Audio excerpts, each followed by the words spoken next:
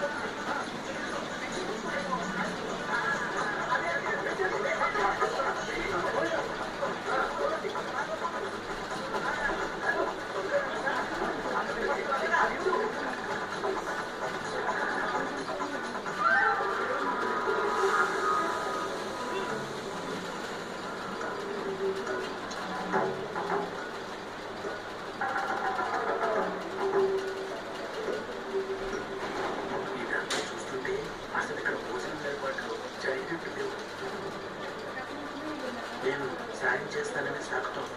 ఏం జరుగుతుందో తెలుసుకోవచ్చు. నీకు ఆలస్యం జరుగుతుందని నాకు తెలుసు.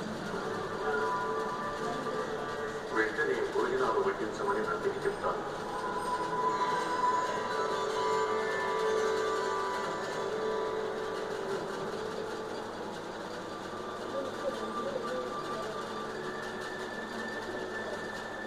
అమ్మా,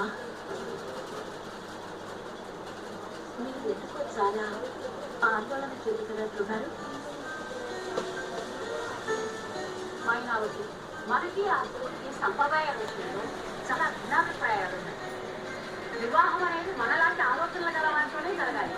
మనకు పూర్తిగా విరుద్ధమైన ఆలోచనలు సంప్రదాయాలు గలవారితో కాదు మైనావతి. ఏదైనా లోపం జరిగితే దాన్ని పార్వతి అనుభవించాల్సి ఉంటుంది, మనం కాదు.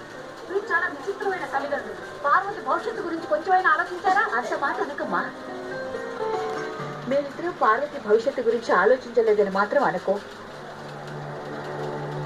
మొట్టమొదట నేను ఈ వివాహాన్ని వ్యతిరేకించాను.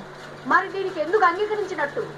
ఎందుకంటే పార్వతి మాకు నమ్మకంగా చెప్పిందమ్మా, తాను శివుణ్ణి తనకి అనుకూలంగా మార్చుకుంటానండి. తను అలా వివరించి చెప్పగానే మేము అంగీకరించడం జరిగింది. మంచిదే. నీ స్థానంలో నేనున్నా కూడా నేను అదే చేసేదాన్ని. మన పార్వతి మాటల్ని నమ్మటం విషయంలో నాకు కూడా ఎలాంటి సందేహం లేదు. నగర భక్తులు నగలు తీసుకుని వచ్చాడు మహారాణి.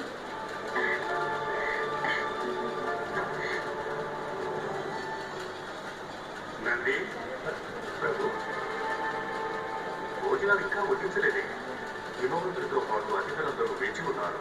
ప్రభు, తమనేమో వారిని భోంచేసి వెళ్ళమని కోరారు. కానీ వారు భుజించడానికి తగినది ఇక్కడ ఒక పదార్థం కూడా లేదు. అలాంటప్పుడు నేనేం చేయాలో తమరే చెప్పండి.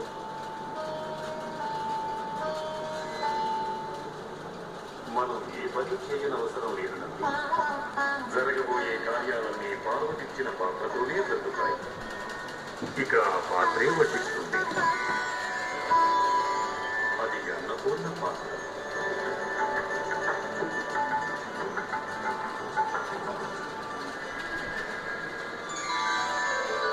ఈ నగలు చూడండి రాకుమారి.